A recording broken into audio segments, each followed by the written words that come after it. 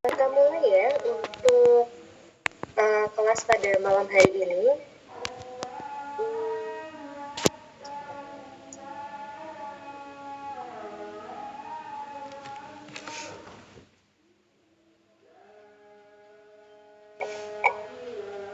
Oke, apakah slide saya sudah terlihat? Sudah Ibu. Terima kasih. Kita mulai. Bismillahirrahmanirrahim. Assalamualaikum warahmatullahi wabarakatuh. Selamat malam kepada teman-teman. Terima kasih sudah meluangkan waktunya untuk mengadakan kelas pengganti. Jadi pada pertemuan hari ini kita akan membahas mengenai asuhan gizi pada pasien dengan sedikit review terkait HIV dan AIDS gitu ya. Mungkin teman-teman sudah pernah ketika belajar patofisiologi. Jadi kita akan membahas sedikit, tapi untuk detail patofisiologi silahkan di materi patofisiologi. Jadi HIV dan AIDS itu dua hal yang berbeda begitu ya. Jadi untuk HIV sendiri itu adalah virusnya, yang mana infeksi HIV itu bisa menyebabkan AIDS atau acquired immune deficiency syndrome. Jadi virus HIV ini menyerang sel CD4 atau sel limfosit T helper gitu ya, yaitu sel yang berfungsi untuk melawan infeksi. Nah, karena HIV ini dia menyerang sel yang seharusnya bertugas melawan infeksi, maka serangan atau infeksi HIV ini bisa menyebabkan penurunan jumlah sel CD4. Yang mana kalau sel CD4-nya itu berkurang, maka akan terjadi imunodefisiensi atau penurunan sistem imun. Penyebab HIV antara lain seperti penggunaan obat-obatan intravena yang tidak aman, aktivitas seksual tidak terproteksi, produk darah, transmisi perinatal, dan paparan okupasional seperti itu. Yang mana transmisi HIV itu terjadi melalui kontak langsung dengan cairan tubuh seperti darah, semen, cairan preseminal, cairan vagina, ASI, cairan cerebrospinal di sekitar otak dan sumsum tulang, serta cairan sinovial ya. Cairan sinovial ini adalah cairan pelumas sendi. Jadi di di sendi tubuh kita itu ada cairannya yang membuat sendinya bisa bergerak dengan mulus, yaitu cairan sinovial. Nah, di sini menjadi titik perhatian kita juga gitu ya, bahwa transmisi HIV itu bisa terjadi melalui ASI gitu. Jadi nanti perlu ada pertimbangan khusus bagaimana anjurannya supaya ASI tetap anak bisa tetap mendapatkan asupan gitu ya, bayi seperti itu, tapi juga bagaimana caranya HIV ini tidak tertransmisi seperti itu. Nah, HIV gitu ya, perkembangan penyakitnya ada dua biomarker atau dua penanda yang bisa kita gunakan untuk melihat perkembangan penyakit HIV. Yang atau asam ribonukleatnya si HIV itu kita sebut dengan namanya viral load gitu. Sementara penanda yang satunya adalah penanda dari sel CD4-nya itu sendiri. Jadi sel sistem imun tubuh seseorang. Jadi biasanya pada pasien yang HIV-nya itu sudah perburukan, maka besar kemungkinan viral load-nya akan semakin tinggi dan jumlah sel CD4-nya akan semakin rendah, seperti itu. Kita akan lihat sekilas terkait 4 tahap klinis infeksi HIV, gitu ya. Jadi HIV ini ada 4 tahapan, diawali dari infeksi HIV akut. Jadi tahap ini merupakan waktu dari HIV itu tertransmisikan atau masuk kepada inang gitu ya, atau pada seseorang sampai terjadi serokonversi. Serokonversi itu merupakan proses terbentuknya atau produksi antibodi melawan virus gitu ya, hingga jumlah yang terdeteksi. Jadi ketika seorang terinfeksi HIV, maka tubuh itu akan memproduksi antibodi untuk melawan virusnya. Dan proses itulah yang disebut serokonversi. Jadi sudah sampai jumlah yang cukup banyak dan bisa terdeteksi serokonversi. Biasanya serokonversi ini terjadi dalam waktu sampai 3 bulan gitu ya. Dan dalam periode ini seseorang yang terinfeksi bisa mengalami beberapa gejala seperti demam, malais itu kayak ya, radang tenggorokan, dan juga bisa mengalami pembengkakan kelenjar getah bening. Nah, yang perlu teman-teman ketahui, jadi gejala-gejala ini merupakan gejala yang umum gitu ya, sangat tidak spesifik. Siapa aja kalau terinfeksi dia bisa mengalami demam, infeksi apapun itu. Juga nyeri otot itu juga bukan hal yang spesifik gitu. Jadi pada fase ini HIV itu terdeteksi gitu, karena gejalanya orang mungkin akan mengira dia mengalami gejala tersebut karena penyakit lain seperti itu. Nah, biasanya gejala ini timbulnya 2 infeksi dan kemudian bisa menghilang 1-2 minggu kemudian. Dan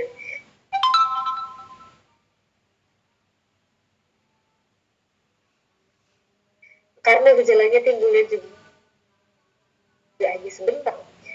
Nah, pada tahap infeksi virus HIV itu bereplikasi dengan cepat gitu ya, karena dia semakin banyak jumlahnya dalam tubuh seseorang, maka sel CD4 seseorang itu bisa berkurang jumlahnya.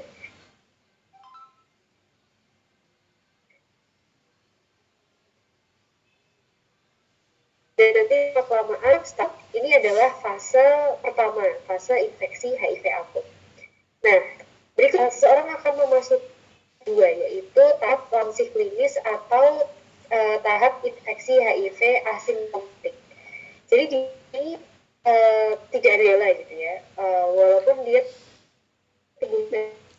bisa aja nggak ada gejala. Dan fase ini itu bisa berlangsung hingga 10 tahun pasca infeksi. Di sini gejalanya tidak tampak, tapi virus masih aktif dan bereaksi dengan yang lebih lambat gitu. Jadi seiring berjalannya waktu, virusnya bertambah banyak, sel CD4-nya berkurang, tapi masih nggak ada gejala. Nah, menariknya gitu ya, ada sebagian kecil populasi individu terinfeksi HIV gitu, yang di fase ini itu mereka non progresi atau tidak menjadi lebih buruk dalam jangka. Jadi mereka cenderung lebih aman gitu. Dampaknya adalah sel CD4 akan gitu ya, dan viralnya tinggi gitu. Jadi dia ibarat kata terkendali gitu, walaupun sebenarnya dia pada fase infeksi HIV asimptomatik. Nah, diduga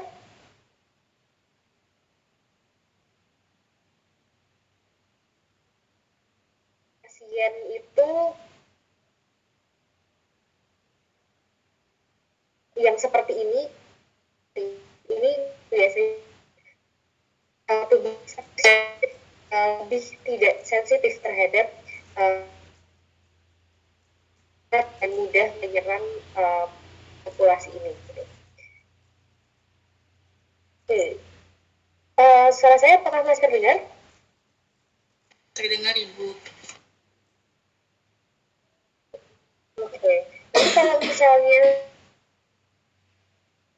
saya hilang atau saya terlempar, kan bisa chat di kolom chat gitu ya. Oke. Baik, saya lanjutkan. Ini tahap kedua. Tahap berikutnya yaitu infeksi HIV simptomatik gitu ya. Ini pada akhirnya infeksi HIV itu bisa melemahkan sistem imun gitu ya.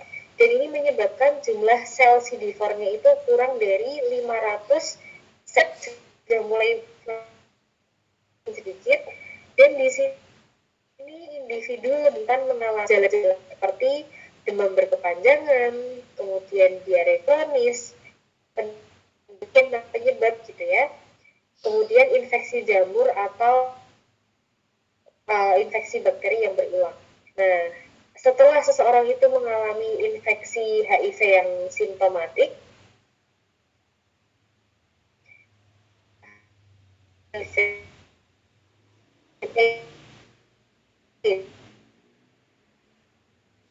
gitu ya, acquired immunodeficiency syndrome, di mana di sini atau diagnosis AIDS itu harus dilakukan dengan yang pertama, secara hasil laboratorium itu positif terkonfirmasi terinfeksi HIV, seperti itu.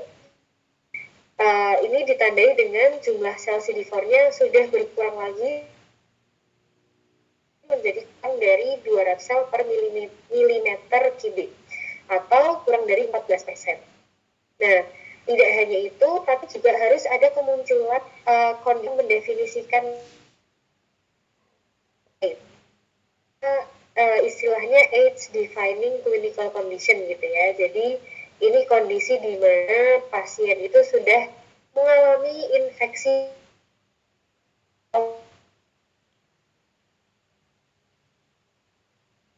oportunistik, yaitu infeksi apa saja, ada macam-macam gitu ya. Ada terutama seperti infeksi bakteri gitu ya, infeksi bakteri, kemudian kandidiasis atau jamur biasanya ada di esofagus gitu ya, di paru, di trachea. Banyak sekali misalnya seperti encefalopati, ada herpes simplex, atoma gitu ya. Itu kali adalah pasien HIV ini biasanya kemudian akan masuk rumah sakit tuh ketika kondisinya sudah di tahap ini atau tahap di mana mereka mengalami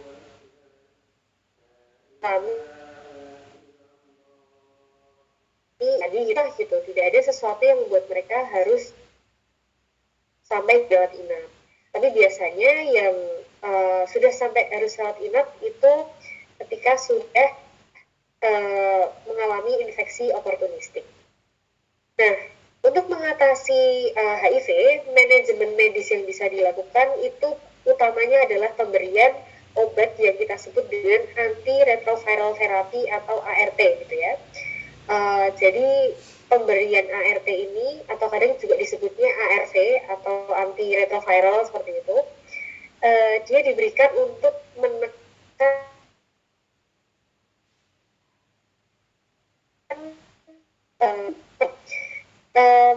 tujuannya tentu untuk mengurangi morbiditas. Nah, obat ART ini mulai tahun 96 diperkenalkan yang jenisnya itu free drug combination. Jadi dia itu satu pil tapi mengandung 3 jenis obat seperti itu. Tujuan pemberian ini adalah untuk menyederhanakan regimen obatnya gitu, supaya pasien itu cukup mengkonsumsi satu tablet aja atau satu pil aja dan tidak mudah lupa atau tidak jenuh seperti itu. Jadi sudah disederhanakan menjadi satu obat biasanya, tapi isinya ada 3 kombinasi gitu. Nah, dalam manajemen medis HIV ini ada 2 indikator yang kita lihat gitu ya. Tadi yang sudah kita diskusikan yaitu CD4 dan viral load-nya seperti itu. Untuk melihat sistem imun pasien, kita bisa melihat sel CD4-nya dan ini dipantau setiap 3-6 bulan. Sementara untuk indikator efikasi atau efektivitas dari ART-nya yang bisa kita lihat adalah viral load-nya seperti itu. Jadi bisa jadi seorang pasien itu masuk rumah sakit sudah pada tahap AIDS gitu ya, tapi kemudian viral load-nya itu tidak begitu tinggi.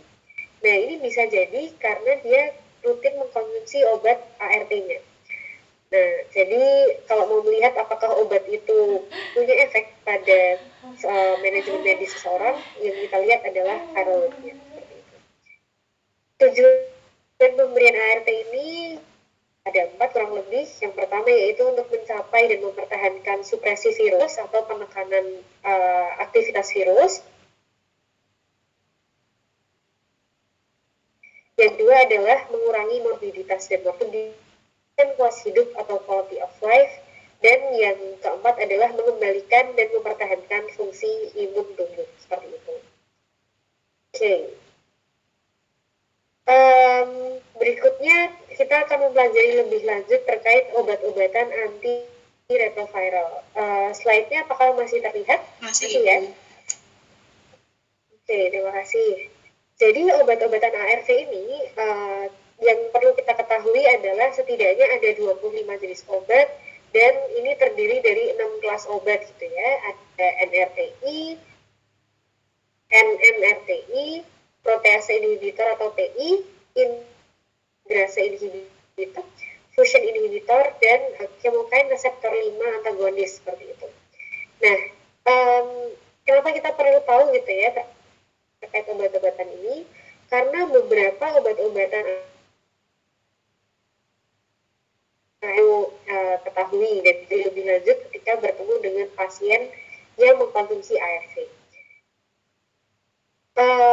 Efek sampingnya antara lain seperti diare gitu ya, diare, fatik atau kelelahan, reflux gastroesofagus, mual, muntah, dislipidemia, dan resistensi insulin. Beberapa obat ARV ini dia juga berinteraksi dengan makanan, misalnya obat yang golongan protease inhibitor ini dia berinteraksi dengan jus grapefruit gitu ya. Mereka bersaing dalam menggunakan enzim sitokrom P450 dalam tubuh kita. Hasil lain yang perlu kita ketahui ada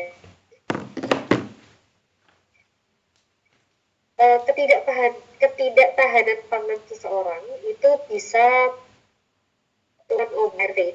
Maksudnya gimana gitu ya? Jadi misalnya ada seseorang PHI ekonomi dan mereka akan lebih menggunakan uang itu untuk beli makan daripada untuk mengakses obat-obatan ini. Sehingga kalau misalnya kita mengakses pasien dan diketahui bahwa pasien itu misalnya memang sosial ekonominya rendah, kita juga perlu melihat kira-kira dia itu patuh enggak mengkonsumsi obat ARV-nya ini gitu. Karena ketidakpatuhan konsumsi obat ini juga berpengaruh terhadap outcome medisnya seperti itu. Nah, ini ada beberapa gitu ya obat-obatan ARV beberapa jenis seperti itu. Tapi yang biasanya didistribusikan di Indonesia, dia untuk lini pertamanya adalah KDT atau kombinasi dosis tetap, yang mana ini mengandung 3 jenis obat gitu ya. Yang pertama adalah tenofovir, kemudian lamivudin, dan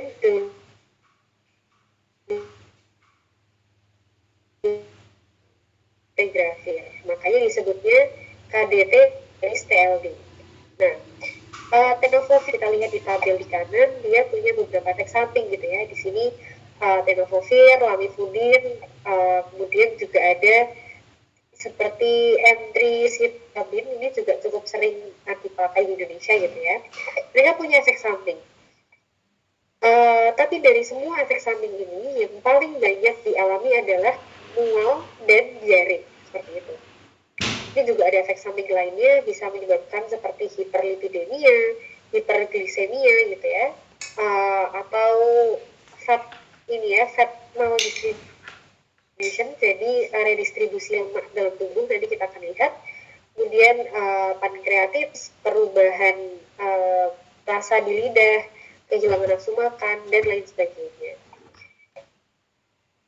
Di sini bisa teman-teman lihat juga ada beberapa obat ARV yang dikonsumsinya itu harus bersamaan dengan makanan, atau yang bisa dikonsumsi ketika nggak sama makan itu juga bisa. Gitu. Ini obat-obatan ARV yang ada dan efek sampingnya. Nah, tadi kita sudah mempelajari gitu ya penyakit HIV itu sendiri, dan kemudian obat-obatan yang digunakan untuk terapi medis pasien HIV. Sekarang kita lihat gitu ya, implikasinya apa terhadap zat gizi. Jadi terhadap zat gizi, kita bisa melihat dari dua sudut pandang gitu ya. Pertama dari penyakitnya itu sendiri terhadap status gizi, dan juga nanti dari efek samping obat-obatannya itu terhadap status gizi. Tapi yang paling utama adalah, jadi karena HIV itu dia virus, dan dia ketika masuk ke tubuh seseorang dia itu menginfeksi, maka dia itu menginduksi peradangan. Nah, ketika seseorang itu mengalami peradangan yang menahun atau kronis gitu ya, ada dua hal yang bisa terjadi. Yang pertama, perburukan status gizi, dan yang kedua adalah turunnya kadar mikronutrien. Jadi kalau misalnya teman-teman masih ingat pelajaran gizi dasar gitu ya, atau mungkin belajar tentang metabolisme gizi mikro, ada banyak sekali mikronutrien yang punya peran penting dalam imunitas kayak gitu. Ketika seseorang itu mengalami infeksi berkepanjangan, maka tubuh itu akan secara berkepanjangan juga melawan infeksi tersebut.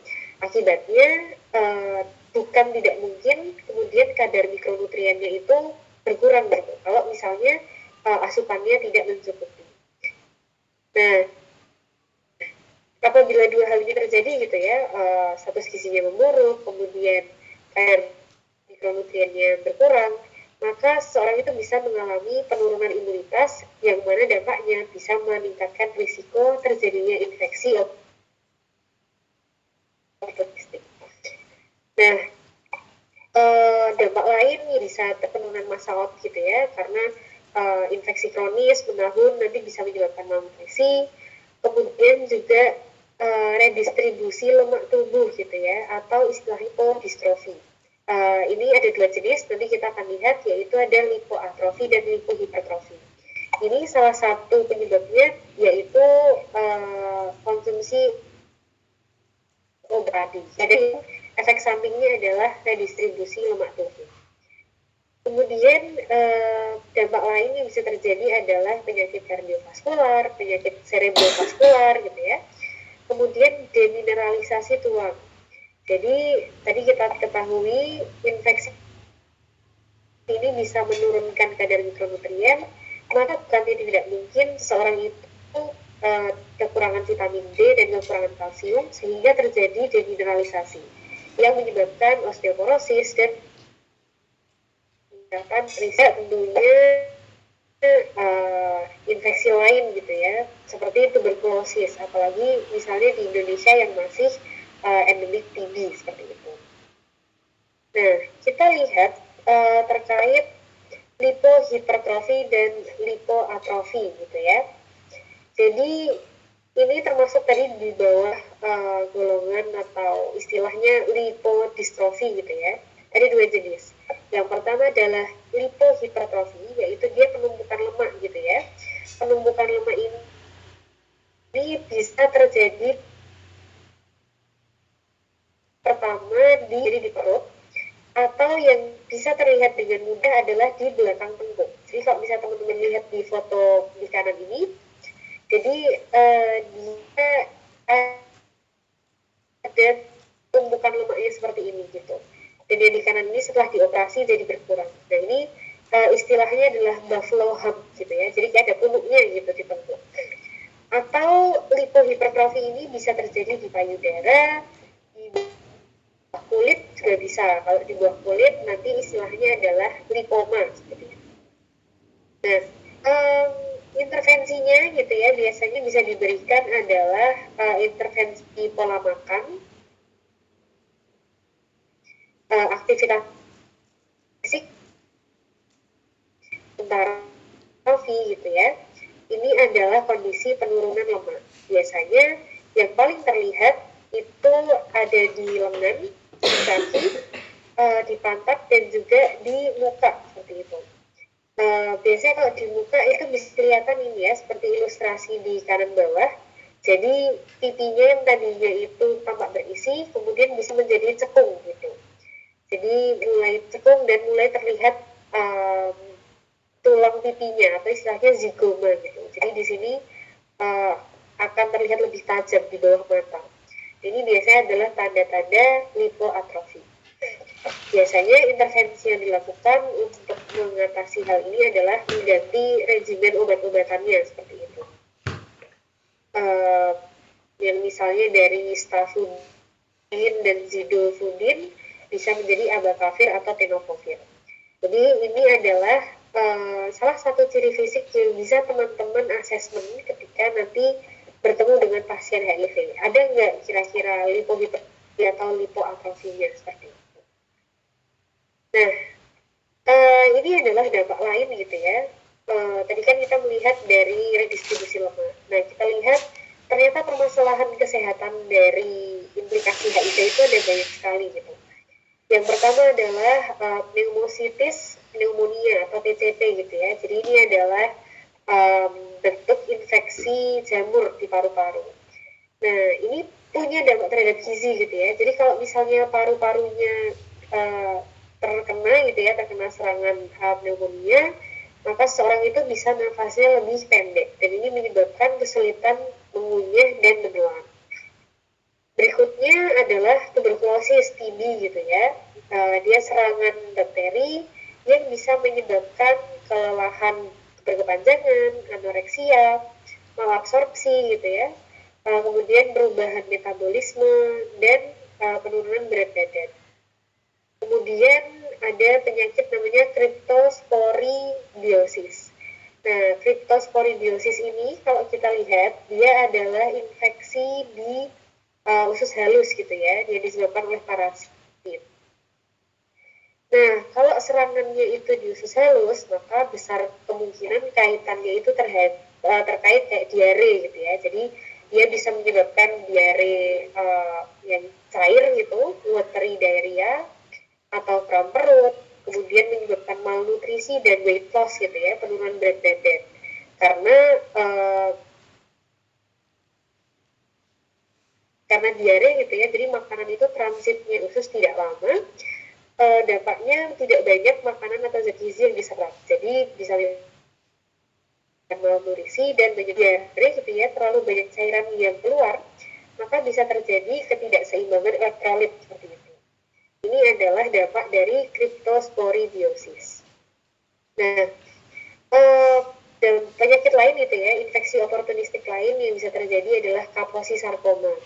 Jadi Kaposi sarkoma ini dia adalah pertumbuhan jaringan yang tidak normal di bawah kulit gitu ya. Dan ini juga bisa menyebabkan kanker gitu. Pertumbuhan jaringannya itu bisa di berbagai macam lokasi dan nanti bisa menyebabkan dampak yang berbeda-beda. Misalnya kalau misalnya jaringannya itu tumbuh tidak abnormal di lapisan kulit oral gitu ya, di mulut atau di esofagus, maka itu bisa menyebabkan kesulitan mengunyah, kesulitan menelan seperti itu, karena mengganggunya di mulut dan esofagus. Tapi kemudian kalau lokasi Kaposi sarkomanya ini di usus gitu ya, maka dia bisa menyebabkan seperti diare dan juga obstruksi intestin gitu, obstruksi usus halus gitu. Ini Kaposi sarkoma. Berikutnya ada limfoma gitu ya. Limfoma ini kondisi pertumbuhan jaringan limpa yang tidak normal, yang abnormal. Ini bisa menyebabkan diare, nafsu makan yang berkurang, kesulitan makan, dan neutropenia seperti itu. Kemudian permasalahan lain yang bisa timbul adalah abnormalitas otak gitu ya. Kalau misalnya HIV-nya ini udah menyerang sampai otak gitu.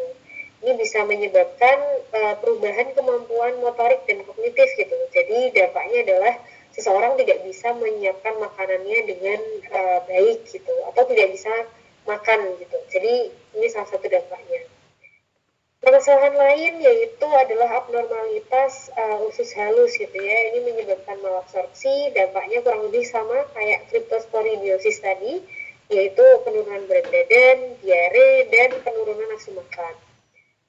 Berikutnya ada sitomegalovirus gitu ya. Dia disebabkan oleh virus herpes dan dia bisa menyebabkan penurunan nafsu makan, penurunan berat badan, kelelahan, enteritis, dan kolitis. Nah, yang mungkin cukup sering akan dijumpai adalah kandidiasis gitu ya, kandidiasis oral. Jadi kandidiasis ini adalah kondisi infeksi jamur gitu ya, infeksi jamur di mulut, di mana nanti mulutnya itu jadi kayak putih-putih luka seperti ini, dan ini menyebabkan kalau misalnya pasien HIV itu mau makan atau menelan itu sangat perih gitu. Dan ini juga bisa menyebabkan perubahan rasa gitu ya, perubahan kemampuan lidah itu mengecap rasa. Ini kandidiasis. Atau dampak lainnya yaitu HIV-induced enteropati. Jadi enteropati ini kondisi di mana fili-fili usus atau zat-zat usus gitu ya, dia itu mengalami kerusakan dan mengecil. Jadi harusnya itu kan dia kayak panjang-panjang dan banyak gitu ya. Nah, kalau entropati itu dia akan berkurang dan mengecil. Nah, karena dia itu berkurang, maka luas permukaan usus yang berkenaan dengan makanan itu juga berkurang, semakin sedikit. Dampaknya adalah ya ketika makanan lewat, maka zat gizi atau cairan itu tidak bisa terserap dengan baik. Maka implikasi terhadap zat gizi adalah bisa menyebabkan diare kronis, penurunan berat badan, malabsorpsi gitu ya, kemudian perubahan kognisi dan perilaku seperti itu. Penyakit lain yang bisa terjadi adalah HIV encephalopathy gitu ya, AIDS demensia. Ini adalah penyakit degeneratif terhadap otak gitu ya. Ini kurang lebihnya sama dengan abnormalitas otak, jadi bisa menyebabkan kehilangan koordinasi, fungsi kognitif, dan kemampuan untuk menyiapkan makanan. Berikutnya, penyakit yang bisa timbul adalah pneumocystis jirovecii pneumonia atau PJP. Ini disebabkan oleh jamur, dan ini bisa menyebabkan seperti demam, kemudian sesak nafas, kehilangan berat badan, dan kelelahan atau fatigue seperti itu. Yang terakhir adalah Mycobacterium avium complex gitu ya, atau MAC. MAC ini dia infeksi bakteri, bisa di paru-paru, bisa juga di usus gitu ya, yang bisa menyebar melalui pembuluh darah. Dan ini dampaknya antara lain seperti demam, kakeksia, nyeri perut, diare, dan malabsorpsi. Jadi dari sini kita bisa lihat bahwa terutama yang menyebabkan implikasi terhadap gizi itu dari infeksi oportunistik pasien HIV gitu.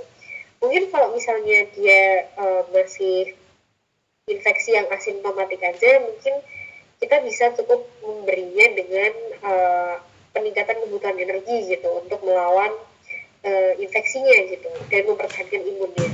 Tapi kemudian kalau misalnya pasien itu udah bergejala, sudah mengalami infeksi oportunistik, maka nanti intervensi yang teman-teman berikan itu akan sangat spesifik sesuai dengan kondisi pasiennya.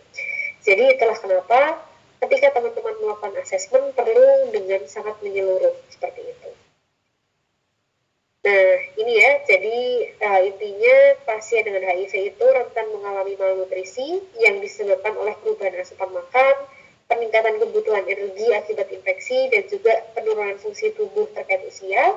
Dan malnutrisi ini bisa menyebabkan perburukan sistem imun gitu ya, dan kemudian mengganggu penyerapan dan efektivitas pengobatan. Karena misalnya gimana pun kan pasien HIV itu ketika mengkonsumsi obat ya per oral gitu ya, lewat mulut.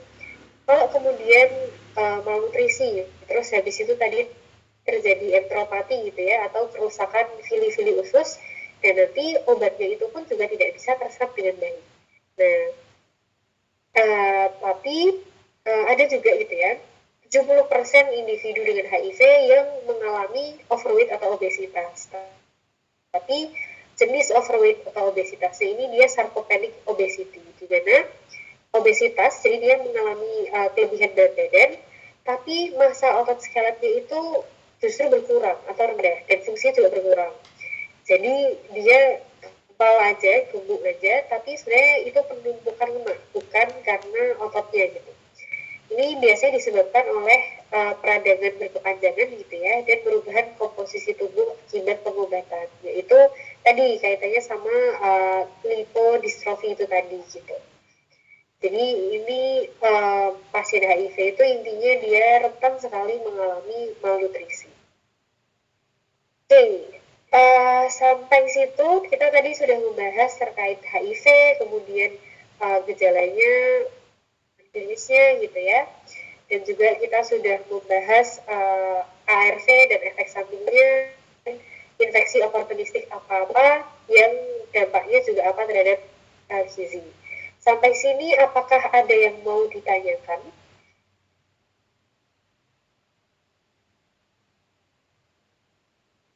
Masih bisa dipahami ya? Masih, Bu. Oke. Masih, Bu. Terima kasih. Oke, kalau begitu kita sekarang mulai membahas aspek dietetikanya gitu ya, asuhan gizinya. Nah, jadi HIV itu teman-teman, outcome klinisnya itu dipengaruhi oleh banyak sekali gitu ya. Setidaknya yang kita lihat di kanan. Jadi pertama dia dipengaruhi oleh status gizinya, asupan makan, kemudian asimilasi makanan gitu ya. Jadi bagaimana makanan itu bisa diserap oleh tubuh dan dipergunakan gitu. Kemudian dipengaruhi juga oleh interaksi dan makanan. Kemudian dipengaruhi juga dengan komplikasi terkait zat gizi oleh normalitas metabolik seperti itu. Nah, sehingga kita sebagai ahli gizi itu ketika memberikan asuhan gizi, tujuannya antara lain seperti yang tercantum ya. Jadi kita mempertahankan status gizi supaya tidak berkurang gitu, mempertahankan sistem imun, kesehatan dan kualitas hidupnya gitu. Kita juga mencegah perburukan penyakit dan mencegah defisiensi zat gizi. Kemudian kita mempertahankan berat badan gitu ya dan mencapai berat badan ideal. Jadi kalau misalnya pasiennya itu udah malnutrisi atau underweight, ya kita usahakan untuk status gizinya jadi normal gitu ya. Kemudian juga tujuan lainnya adalah mempertahankan jaringan otot atau lean body mass, kemudian memberikan intervensi gizi secara sesuai kondisi gitu. Jadi kita harus melihat kondisi pasien gitu ya, apakah ada efek samping pengobatan gitu, atau apakah ada efek samping dari kondisinya. Jadi yang kita berikan itu sesuai dengan kondisi. Dan juga yang terakhir tujuannya adalah mengoptimalkan efektivitas pengobatan medis dan farmakologis. Nah, kita awali dari asesmen gizi gitu ya. Pertama tentu pasien kita screening dulu gitu ya, screening gizi. Ini yang direkomendasikan adalah kalau untuk dewasa di lingkup rumah sakit, teman-teman bisa menggunakan NRS 2002. Kalau misalnya dewasa di lingkup komunitas, bisa menggunakan MUST gitu. Kalau lansia di lingkup klinis bisa menggunakan MNA seperti itu. Nah, nanti kalau udah screening gizi, kita juga kemudian menggali riwayat pasien gitu ya, atau client history. Untuk riwayat pasien, kita bisa menggali informasi kesehatan umum dan demografisnya, kemudian riwayat penyakitnya gitu ya. Jadi ini penting gitu, teman-teman perlu menggali dia itu HIV-nya di tahap klinis yang apa gitu ya. Lalu komorbiditasnya ada apa aja. Ini penting gitu ya. Mungkin bisa dilihat dari diagnosis medisnya. Kemudian infeksi oportunistik udah ada apa gitu ya, dilihat juga dari diagnosis medisnya. Kemudian komplikasi metabolik gitu. Karena kadang ada yang udah dislipidemia, ada yang udah diabetes seperti itu. Nah, selain itu kita juga bisa melihat riwayat pengobatan medis. Ini penting untuk dilihat dan dicatat gitu ya. Karena nanti ketika teman-teman mencatat, perlu juga diketahui efek sampingnya apa gitu. Kemudian yang lain adalah riwayat sosial gitu ya. Riwayat sosial ini seperti kondisi sosial ekonomi dan lingkungan tinggal. Kenapa penting gitu ya? Ini perlu digali. Misalnya dia sosioekonominya rendah gitu. Maka nanti akan berpengaruh terhadap ketahanan pangannya. Dia mampu atau enggak untuk membeli bahan makanan yang aman seperti itu. Lingkungan tinggal juga sangat penting karena pasien HIV tadi kan dia immunocompromised gitu ya, jadi dia sistem imunnya melemah. Nah, kita perlu memastikan bahwa setidaknya juga dari makanan itu dia aman gitu, pangannya aman gitu. Nah, itulah kenapa kita juga perlu tahu lingkungan tinggal seperti apa. Kemudian yang lain yang bisa kita ketahui adalah kondisi psikologis pasien seperti itu. Karena mungkin pasien HIV itu ini ada yang mengalami permasalahan kesehatan mental terkait dengan stigma HIV atau mungkin mereka juga lelah melakukan manajemen pengobatan dan itu bisa menyebabkan seperti depresi dan lain-lain yang itu mempengaruhi kepatuhan terhadap intervensi gitu, baik intervensi medis maupun intervensi gizi. Jadi ini perlu kita ketahui juga. Berikutnya adalah asesmen gizi untuk riwayat nutrisi dan makanan atau FH gitu ya. Seperti biasa, teman-teman bisa menggali asupan makan, kemudian asupan mikronutrien gitu ya, lalu asupan suplemen, barangkali misalnya pasien HIV ini mengkonsumsi suplemen-suplemen tertentu gitu. Kemudian asupan cairan, jangan lupa dicari juga apakah ada alergi dan intoleransi makanan gitu ya, karena kita tidak mau misalnya kita memberikan makanan yang kemudian dia intoleran dan malah diare, nanti malah memperburuk kondisi pasien. Kemudian kita juga bisa menggali kemampuan berbelanja dan menyiapkan makanan serta penggunaan atau konsumsi alkohol dan obat lain. Berikutnya kita bisa lihat untuk asesmen gizi yang data biokimia dan tes medis ini ya, yang BD. Teman-teman bisa melihat hasil lab terkait HIV dari CD4-nya, CD8 atau viral load gitu. Kemudian bisa lihat penanda inflamasi, penanda peradangan seperti CRP atau C-reactive protein, juga melihat fibronectin seperti itu. Kemudian bisa melihat protein visceral gitu ya. Protein visceral ini ada albumin, prealbumin, dan protein serum. Mungkin kalau di rumah sakit di Indonesia yang akan teman-teman jumpai adalah albumin gitu ya, dan protein serum. Karena kalau prealbumin itu jarang, soalnya mahal ya.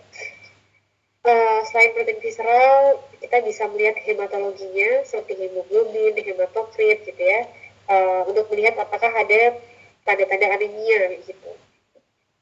Lalu profil lipid gitu ya, profil lipid seperti trigliserida, LDL, HDL, kolesterol itu bisa diperiksa karena biasanya pasien mengalami hiperlipidemia. Ada kecenderungan mengalami hiperlipidemia. Bisa juga teman-teman melihat glukosa darahnya gitu ya, apakah di atas normal atau tidak. Karena pasien HIV itu juga rentan mengalami resistensi insulin. Jadi ini perlu diperiksa. Kemudian untuk mikronutrien serum, ada banyak yang bisa diperiksa gitu ya. Untuk mineral antara lain zat besi, zinc, selenium, sama kalsium. Untuk vitamin itu antara lain bisa seperti vitamin A, vitamin C, vitamin D, vitamin E, K gitu ya. Kemudian vitamin B2 dan vitamin B6. Nah dari beberapa vitamin ini mungkin yang perlu jadi perhatian lebih itu seperti zat besi, kalsium, dan vitamin D karena ini berkaitan dengan kejadian osteoporosis tadi gitu ya, dan juga vitamin B6. Ini untuk data biokimia. Berikutnya untuk pemeriksaan antropometri gitu ya. Jadi seperti biasa, kalau bisa mendapatkan berat badan dan tinggi badan aktual lebih baik, periksa juga perubahan berat badan gitu ya, seperti apa. Teman-teman juga bisa melihat indeks massa tubuhnya untuk menentukan status gizi.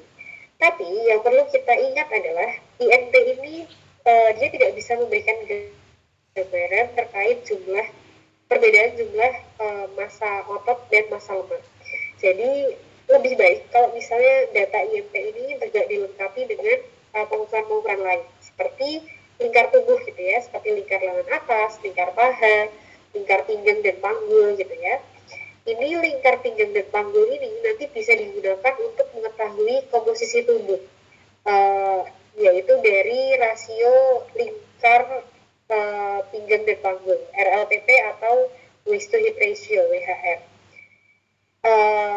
Komposisi tubuh juga bisa teman-teman ketahui dari skin fold gitu ya, jadi diukur ketebalan ikatan lemak kulit gitu ya. Ini bisa untuk mengidentifikasi ada tidaknya lipodystrofi tadi gitu. Dan yang terakhir gitu ya, juga untuk antropometri ini teman-teman bisa menggunakan yang namanya face angle gitu. Face angle ini dia pemeriksaan antropometri yang dihitung dari bia gitu ya. Jadi pada beberapa bia yang lebih canggih, dia itu bisa memunculkan angka yang namanya itu resistensi gitu. Bukan reaktansi. Nah, face angle ini intinya adalah dia itu memeriksa integritas dari membran jaringan sel tubuh kita gitu. Yang mana diketahuinya menggunakan alat dia tadi, dan ini dia kalau semakin tinggi face angle-nya itu semakin baik gitu ya. Tapi kalau misalnya face angle-nya rendah, jadi kalau laki-laki kurang dari 5,45 derajat dan kalau perempuan kurang dari 4,95 derajat, ini mereka berisiko malnutrisi. Dan diketahui bahwa face angle ini ada beberapa penelitian yang menunjukkan ini cukup cukup valid dan reliable kalau kita bandingkan dengan IMT seperti itu. Jadi ini bisa menjadi indikator status gizi juga seperti itu. Ini face angle. Nah, itu untuk antropometri. Berikutnya adalah untuk yang fisik klinis gitu ya. Tadi kita sudah membahas gejala-gejalanya tuh apa aja yang mungkin timbul pada pasien HIV. Jadi teman-teman bisa melihat ada wasting gitu ya, penurunan massa otot. Kemudian juga bisa dilihat ada lipodystrofi atau enggak gitu ya, atau ini istilahnya HALS, HIV Associated Lipodystrophy Syndrome. Ini bisa di muka tadi, di anggota gerak dan juga di perut gitu.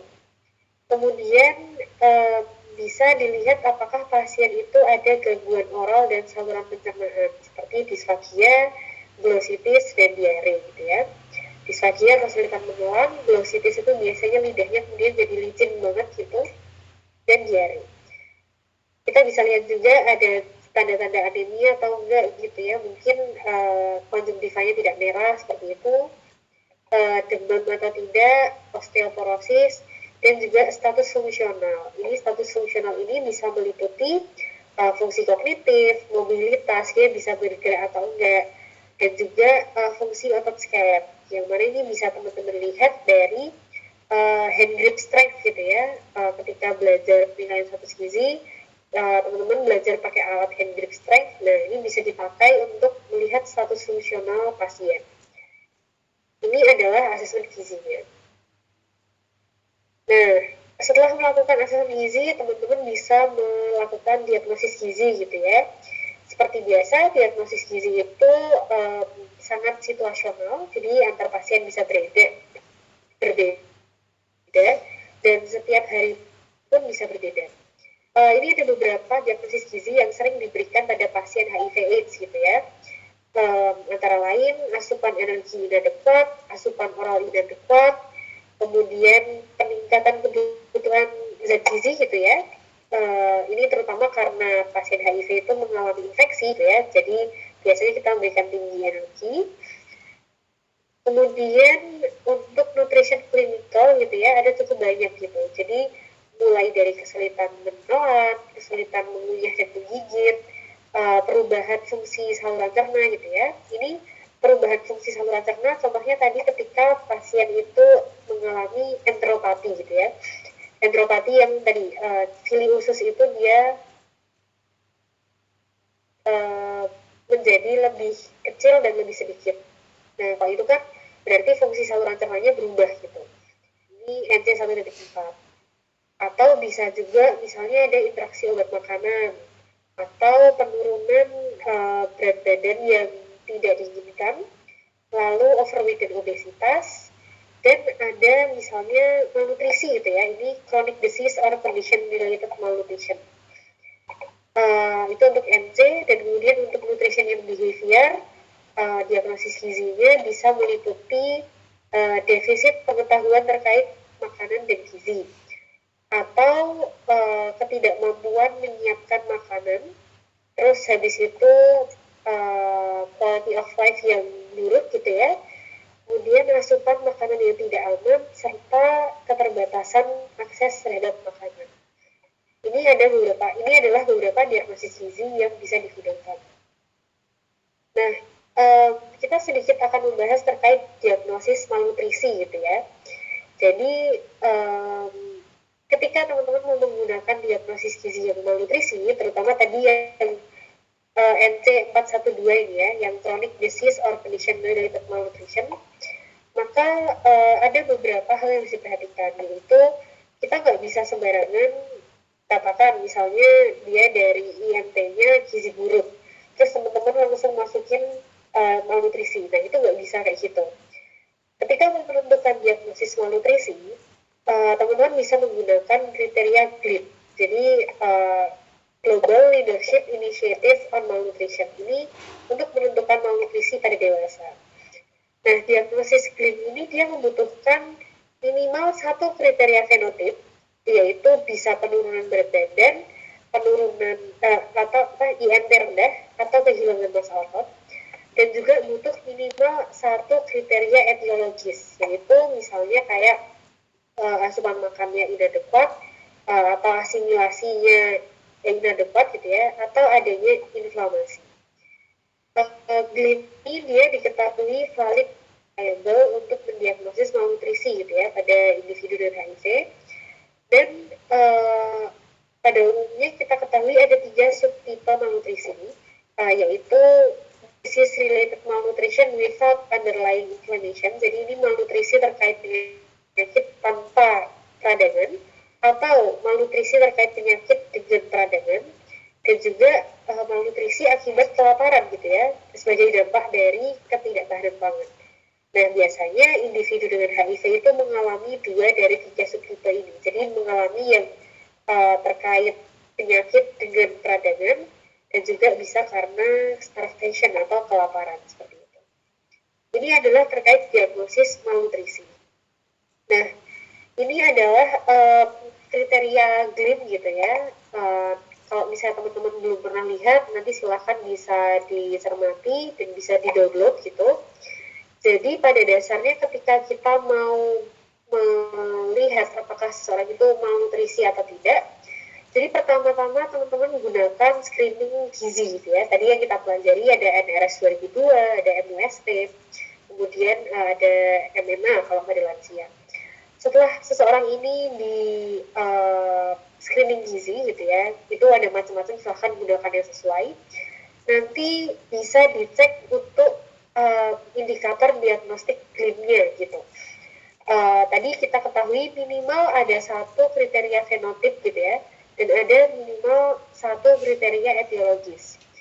Jadi kita lihat bisa jadi seseorang itu memenuhi kriteria fenotipnya karena mengalami penurunan berat badan yang tidak direncanakan gitu, atau IMP-nya rendah, atau mengalami penurunan massa otot gitu ya. Nah, ini tapi penurunan massa ototnya harus berdasarkan metode pemeriksaan klinis, bisa dari dia gitu ya, atau dari ini untuk kriteria fenotip. Untuk kriteria etiologi bisa kita lihat dari food record atau FFQ atau self report gitu ya. Kemudian juga bisa dilihat ada nggak peradangannya gitu. Nanti bisa dilihat dari misalnya kayak CRP-nya, albumin, prealbumin gitu. Atau misalnya akut ada infeksi HIV-nya, nah itu bisa jadi kriteria etiologis. Penggunaannya kemudian nanti teman-teman bisa, ini ada checklistnya gitu ya. Kalau misalnya di masing-masing ini di fenotipik kriteria ada yang dicentang dan etiologis kriteria ada yang dicentang, maka dia malnutrisi. Dan nanti malnutrisinya derajatnya apa gitu ya. Di sini ada moderate malnutrition dan severe malnutrition. Ini nanti bisa dilihat dari kriterianya. Apakah ada penurunan berat badan, yang rendah, atau jadi ini adalah cara penentuan diagnosis malnutrisi, diagnosis gizi malnutrisi seperti itu. Nah, tadi kita sudah mempelajari terkait asesmen dan diagnosis. Sekarang kita lihat intervensi gizinya. Ini adalah untuk kebutuhan makronutrien gitu ya. Jadi dari energi pada utamanya ada peningkatan kebutuhan energi karena ada infeksi seperti itu. Yang perlu teman-teman pertimbangkan adalah status gizinya juga gitu ya. Kalau misalnya pasiennya itu underweight, tentu kita butuh meningkatkan energinya. Tapi kalau pasiennya itu overweight atau obesitas, maka mungkin butuh pembatasan karena kita ingin berat badannya itu untuk di tahap ideal gitu, status gizinya normal seperti itu. Nah, dari Aspen gitu ya, pedoman Aspen 2025, jadi dia ada rekomendasi penambahan energi itu berdasarkan dua hal. Yang berdasar ada tidaknya gejala, jadi kalau misalnya asimptomatik maka penambahannya itu 10%, kalau simptomatik itu 20%. Sementara kalau berdasarkan ada tidaknya lipodystrofi gitu ya,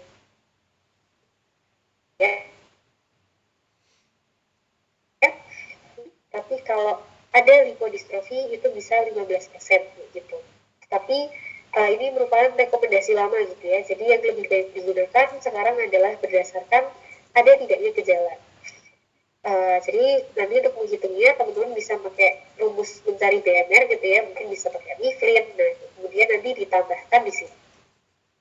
Berikutnya adalah kebutuhan protein gitu ya. Protein juga perlu ditingkatkan karena tubuh mengalami penurunan CD4 tadi atau sel sistem imun tubuh kita. Dari SPM rekomendasinya berdasarkan kebutuhan mempertahankan atau meningkatkan massa otot gitu. Jadi kalau misalnya tujuannya adalah mempertahankan massa otot gitu ya, cukup 1 sampai 1,4 gram per kilogram berat badan per hari. Tapi kalau tujuannya adalah meningkatkan lean mass atau massa otot, maka kita bisa memberikan 1,5 sampai 2 gram per kilogram per hari. Nah, ini rekomendasi SPM seperti ini. Ada juga rekomendasinya AND gitu ya. AND itu Association of Nutrition and Dietetics, punyanya Amerika. Mereka memberi rekomendasi setidaknya 10-35% kebutuhan energi gitu. Ini untuk protein. Jadi mungkin nanti kalau saya teman-teman melakukan perhitungan itu bisa dibandingkan gitu ya. Misalnya pakai SPM, apakah dia masih masuk di range-nya AMD ini? Biasanya sih masih masuk gitu.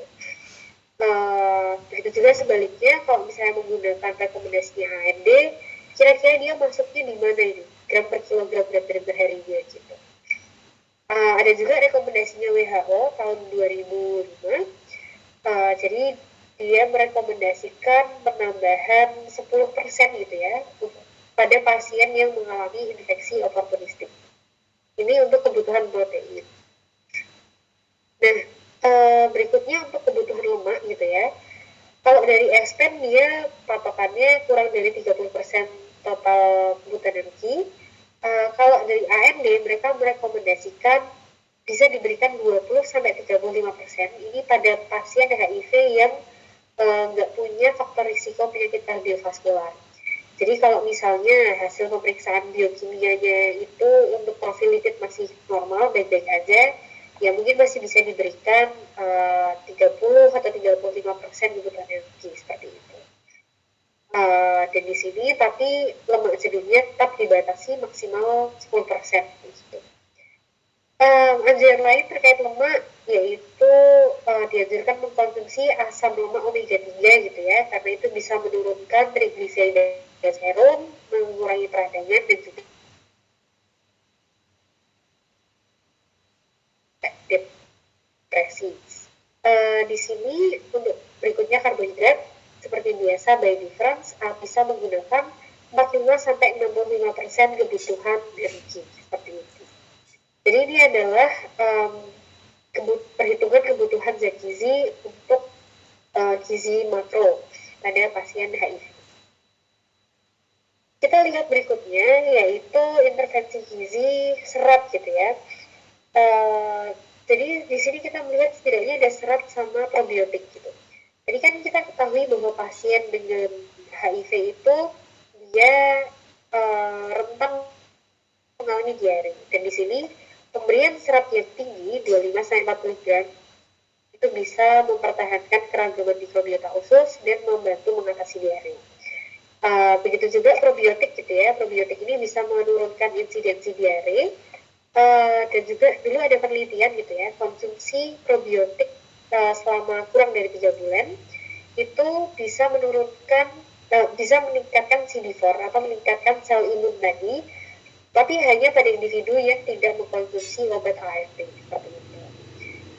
Tapi kalau probiotik perlu diperhatikan gitu ya, kita perlu jangan terlalu banyak memberikan probiotik juga, karena probiotik itu kan juga bakteri gitu ya, jadi bisa ada risiko lactobacillus bacteremia. Jadi adalah kondisi di mana lactobacillus itu meningkat jumlahnya di saluran pencernaan. Jadi boleh diberikan, tapi tetap dalam jumlah yang terukur gitu, jangan terlalu banyak.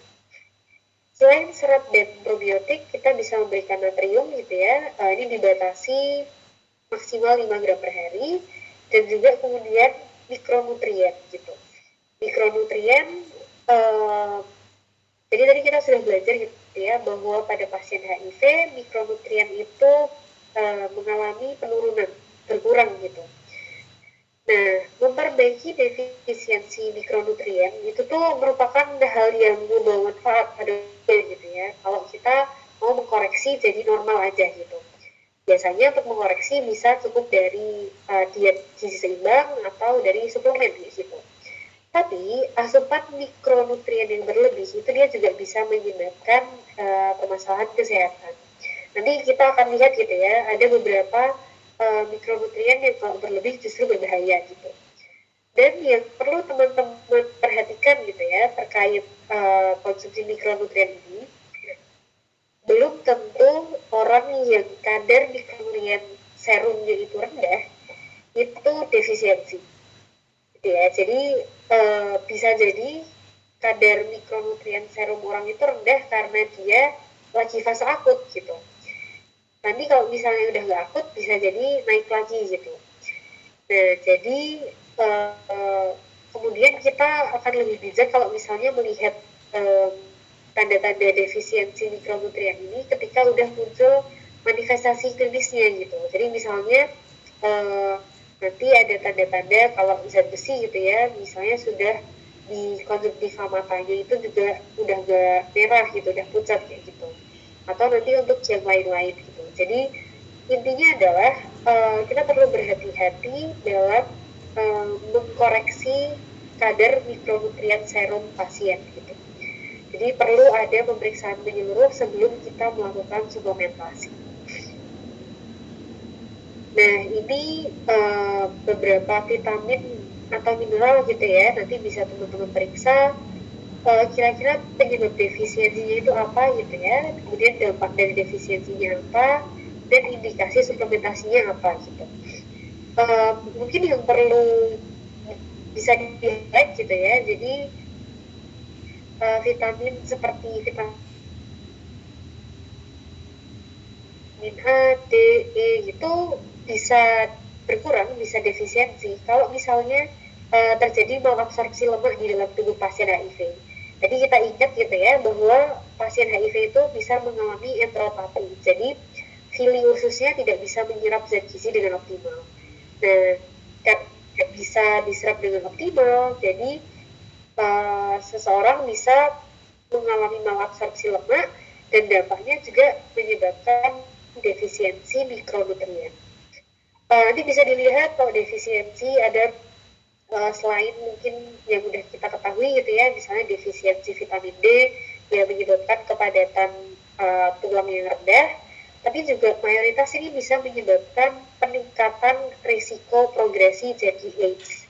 Jadi nanti dari yang tadi tahap 3, tahap klinis 3 menjadi tahap 4 gitu, jadi AIDS gitu. Jadi inilah pentingnya kita memastikan bahwa pasien itu mengkonsumsi mikronutrien yang adekuat seperti itu. Dan kalau kita lihat gitu ya, jadi misalnya kayak vitamin A, dia perlu dikoreksi tapi nggak boleh lebih dari AKG. Karena kalau misalnya melebihi dari normalnya, bisa meningkatkan resiko mortalitas. Jadi tidak semua yang berlebihan itu baik kayak gitu. Terutama di sini untuk mikronutrien. Ini vitamin A, D, dan E, kemudian ini vitamin B12 dan beta karoten gitu ya. Nanti bisa dilihat penyebab defisiensinya apa, dampaknya apa. Nah,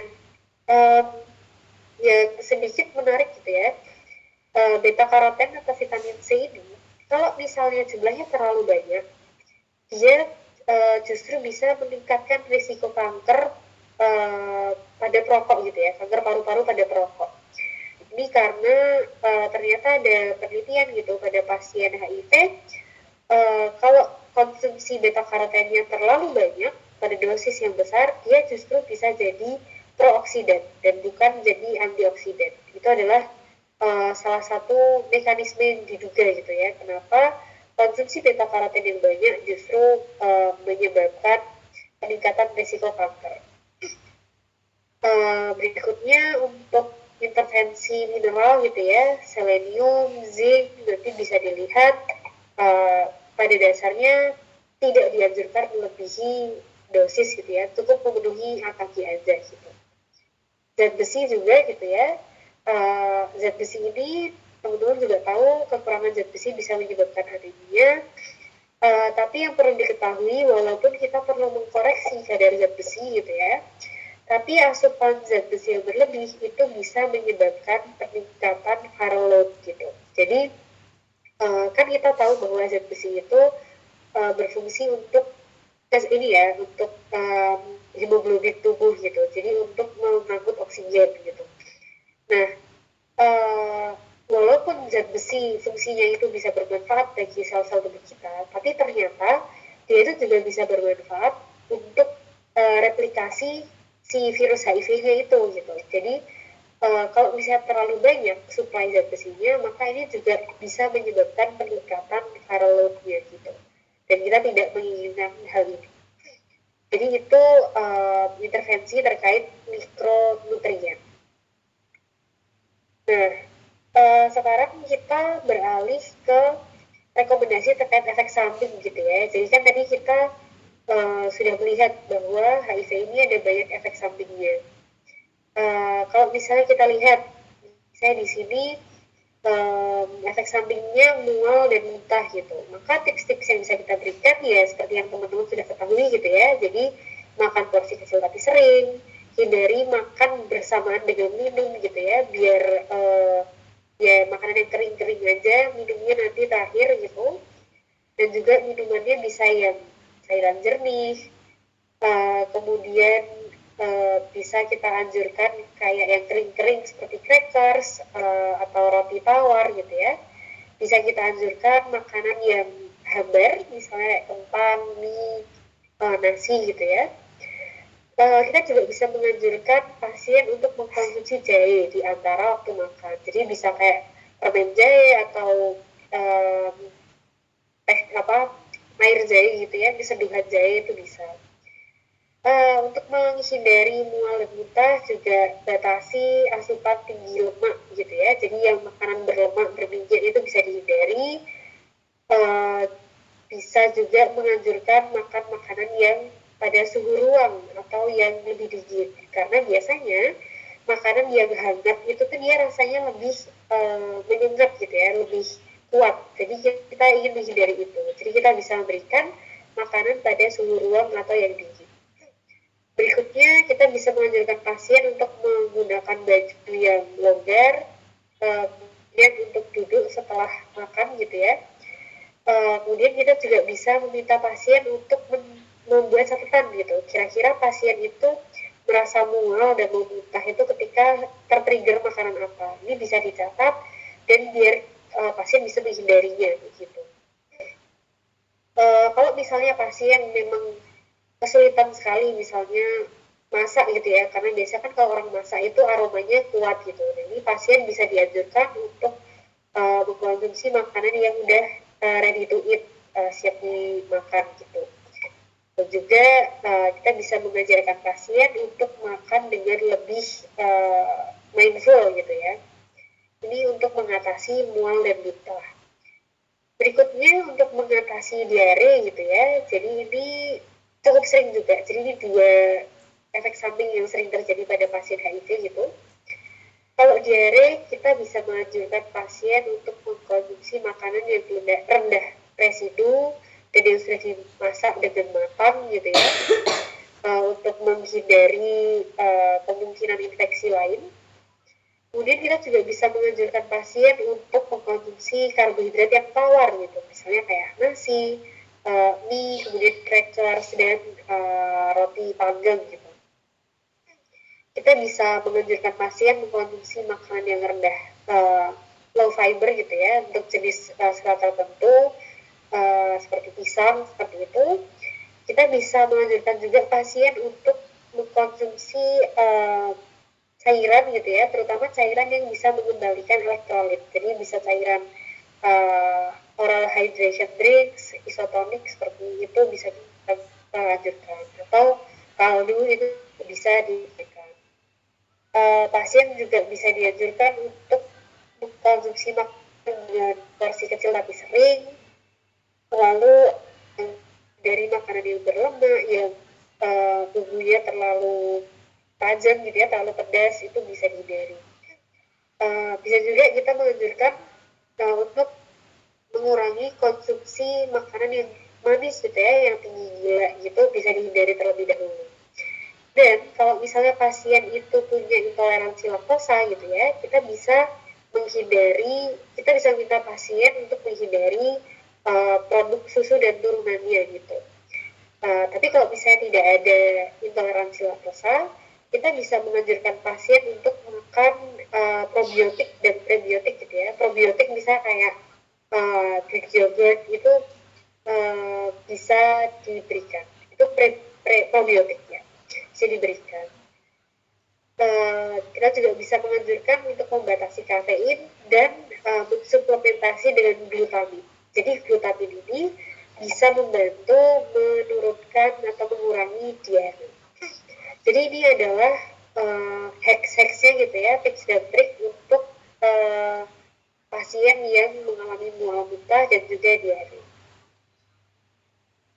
Berikutnya, ini efek samping yang juga cukup sering terjadi gitu ya, yaitu kehilangan nafsu makan, kemudian perubahan rasa gitu ya, dan juga radang tenggorokan serta ulcer atau luka di mulut dan esofagus. Nah, ini disesuaikan gitu ya. Kalau misalnya pasien kehilangan nafsu makan, maka kita bisa menganjurkan porsi kecil tapi sering, terus menghindari mengkonsumsi minuman yang nggak ada kalorinya gitu. Jadi karena memang dia nafsu makannya udah berkurang, ya ketika dia makan kita beri makanan yang padat energi gitu. Jadi bisa misalnya kalau minuman ya yang ada susunya gitu ya, yang tinggi energi gitu. Kalau makanan mungkin bisa ditambahkan dengan tambahan minyak gitu ya, tambahan minyak zaitun misalnya, atau lemak dari alpukat kayak gitu. Jadi intinya uh, kita utamakan yang tinggi kalori gitu. Kita juga bisa menganjurkan pasien untuk makan di lingkungan yang menyenangkan. Jadi mungkin harus ada temennya kayak gitu. Kalau misalnya kehilangan nafsu makan ini berkaitan dengan kesehatan mental, kita bisa merujuk pasien mungkin ke psikolog atau psikiater seperti itu. Berikutnya kalau ada perubahan rasa gitu ya, di pengecapan di lidah.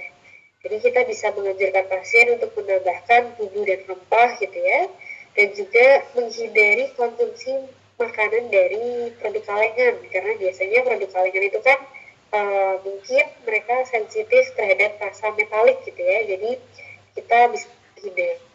Sama halnya juga kalau misalnya pasien itu sensitif terhadap rasa metalik, kita bisa menganjurkan pasien untuk makan menggunakan utensil atau peralatan yang misalnya plastik atau melamin seperti itu. Tips lain adalah kita bisa menganjurkan pasien untuk menjaga kebersihan mulut gitu ya. Jadi sebelum dia sudah makan itu bisa kumur-kumur atau bahkan sikat gigi seperti itu. Jadi kalau ada perubahan rasa. Nah, kalau misalnya pasien mengalami radang tenggorokan dan ulcer atau luka di mulut gitu ya, ini kita bisa berikan makanan yang lunak gitu, yang halus gitu. Kalau misalnya bahkan masih kesulitan menelan, bahkan kita bisa menganjurkan untuk mungkin diet cair gitu ya, di blender gitu bisa, sesuai dengan kondisi pasien. Kalau kondisinya seperti ini, hindari juga makanan yang terlalu asam gitu ya, terlalu asam, terlalu panas, terlalu pedas gitu ya. Intinya adalah pastikan bahwa makanan yang diberikan itu basah gitu atau moist gitu. Bisa dengan tadi dietnya cair atau bentuknya sup-supan, atau kalaupun misalnya makanannya itu padat, itu teman-teman bisa memberikan yang pakai saus gitu ya, sausnya kayak gravy atau ya bukan kemudian necessarily saus tomat, saus sambal itu enggak, tapi ya nanti sausnya dari apalah, um, dari kaldu atau lain sebagainya seperti itu. Dan di sini bisa dianjurkan mengkonsumsi suhu ruang gitu ya, atau yang dingin, karena biasanya kalau misalnya suhunya panas itu justru akan semakin meluas. Kalau teman-teman itu sariawan, kan kita kalau makannya atau minumnya itu yang panas itu akan makin sakit. Nah itu sama. Jadi kita bisa menganjurkan pasien untuk mengkonsumsi makanan yang suhu ruang atau dingin gitu nggak masalah. Berikutnya ini misalnya pasien mengalami weight loss, jadi penurunan berat badan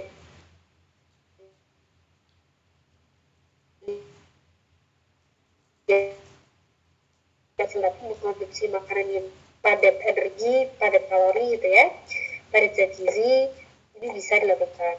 Kalau pasien mengalami peningkatan berat badan berlebih gitu ya, maka kita bisa mencari tahu dia triggernya apa tuh untuk overeatingnya gitu. Dan dia juga bisa menganjurkan pasien untuk meningkatkan aktivitas fisik gitu supaya kalorinya tidak berlebih gitu. Nah, kalau pasien mengalami pankreatitis, ini juga bisa terjadi gitu ya pada pasien HIV. Kita bisa membatasi asupan lemak gitu ya. Jadi pada setiap mealnya kita memberikan yang rendah lemak seperti itu. Ini adalah beberapa kondisi uh, efek samping HIV gitu ya, dan bagaimana kita bisa mengatasinya dari tips-tips terkait makanan. Nah, intervensi gizi tidak hanya dari asupan gitu ya, tapi juga dari edukasi gitu. Nah, edukasi pada pasien HIV itu penting, sangat penting, karena HIV itu kan penyakit seumur hidup gitu ya, yang mana sampai saat ini belum ada obatnya. Jadi, ketika teman-teman bertemu dengan pasien HIV, pastikan edukasinya itu sesuai dengan kebutuhan gitu. Kira-kira misalnya nih, kasusnya ada pasien HIV ibu-ibu sedang hamil, kemudian dia akan menyusui dan akan punya balita dan anak-anak, maka sesuaikan edukasinya untuk mereka gitu. Seperti contohnya kayak gimana nih risiko penularan pada pemberian ASI gitu. Kemudian alternatifnya apa kalau misalnya tidak bisa diberi ASI seperti itu. Juga misalnya anak kecil kan, misalnya ada anak yang dia udah terkena HIV dari orang tuanya gitu ya, maka dia akan lebih rentan terhadap infeksi. Nah, kita bisa memberikan edukasi, oh kalau misalnya rentan infeksi, maka dia juga ada risiko keterlambatan pertumbuhan dan perkembangan. Dan ini gimana cara mengatasinya. Nah, itu teman-teman bisa mengedukasi sesuai dengan kondisi tersebut. Kalau remaja dan dewasa gitu ya, mungkin edukasinya lebih umum gitu ya, kayak konsumsi zat gizi yang sesuai kebutuhan, kemudian aktivitas fisik, kemudian citra tubuh atau body image itu bisa diberikan. Berikutnya interaksi nutrisi gitu ya, ini kaitannya sama interaksi obat dan makanan, kemudian pengelolaan efek samping gitu ya, kayak yang tadi udah kita pelajari, gimana caranya, hacksnya seperti apa, atau misalnya pasien mengkonsumsi suplemen, nah itu bisa seperti apa gitu ya, apakah dianjurkan atau tidak dianjurkan, itu bisa kita edukasi. Ada juga yang tidak kalah penting adalah terkait keterampilan hidup dan isu sosial ekonomi gitu ya. Tadi sudah saya sampaikan, jadi ini kita sangat penting untuk menekankan terkait keamanan pangan gitu ya. Jadi apakah makanannya itu aman, sumber airnya juga aman gitu ya. Apakah pasien punya akses ke pilihan makanan yang memadai seperti itu, dan juga dia bisa nggak nih, mampu nggak menyiapkan makanannya sendiri gitu. Jadi ini edukasi ini sangat personalized gitu ya, sesuai dengan kondisi pasien seperti apa. Tapi jangan lupa bahwa pasien HIV itu kita perlu tadi ya tujuannya adalah meningkatkan kualitas hidup. Jadi aspek edukasinya bisa meluas seperti itu. Nah, kemudian terakhir terkait anjuran bahan makanan gitu ya, nanti bisa teman-teman periksa. Uh, Intinya nanti disesuaikan dengan kondisi pasien gitu. Jadi di misalnya kayak ada permasalahan dengan saluran pencernaan gitu ya, misalnya pasien HIV-nya itu tadi di saluran pencernaan, di usus gitu. Mungkin kita bisa memberikan sumber karbohidrat yang tidak menimbulkan gas gitu ya. Atau misalnya desipidemianya, maka kita fokusnya pada pembatasan seperti itu. Jadi ini bisa disesuaikan dengan kondisi masing-masing pasien. Baik, sampai sini apakah ada yang mau ditanyakan?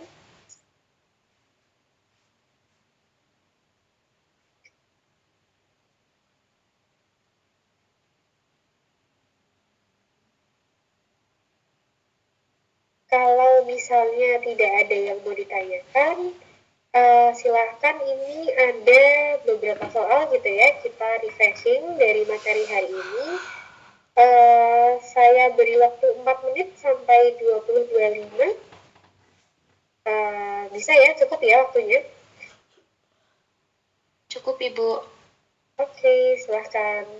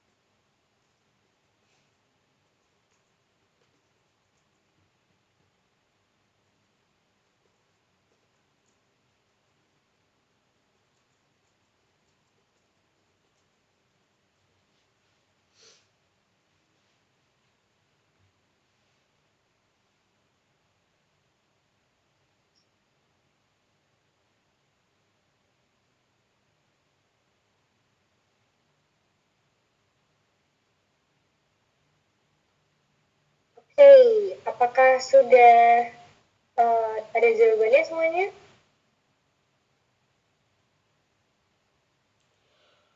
Bisa, kalau misalnya mau open mic silakan ya, atau misalnya mau ditulis di chat gitu. Yang pertama, untuk kondisi redistribusi lemak tubuh yang dialami oleh pasien dengan HIV disebut apa? Lipodystrofi. Lipodystrofi. Oke. Nah, ini meliputi penumbukan lemak yang disebut apa kalau penumbukan lemak? Lipohipertrofi. Oke. Dan juga kehilangan lemak yang disebut lipoatrofi. Oke, sip. Berikutnya, alat atau kuesioner yang bisa digunakan untuk mendiagnosis malnutrisi pada pasien dengan HIV, apa istilahnya? Subjective Global Assessment, Ibu, atau SGA.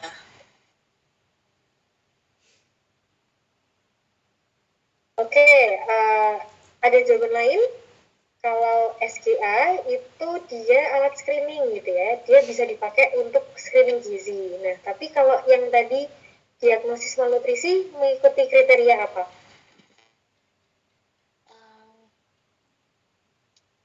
PGSGA, Ibu. Bukan, PGSGA juga alat screening. Nah, tadi kita lihat ada formnya, udah saya tampilkan. Apa? Ini kenapa titik-titiknya panjang, karena emang dia kepanjangannya sih, tapi kalau singkatannya mungkin ada yang ingat tadi? NINC itu apa?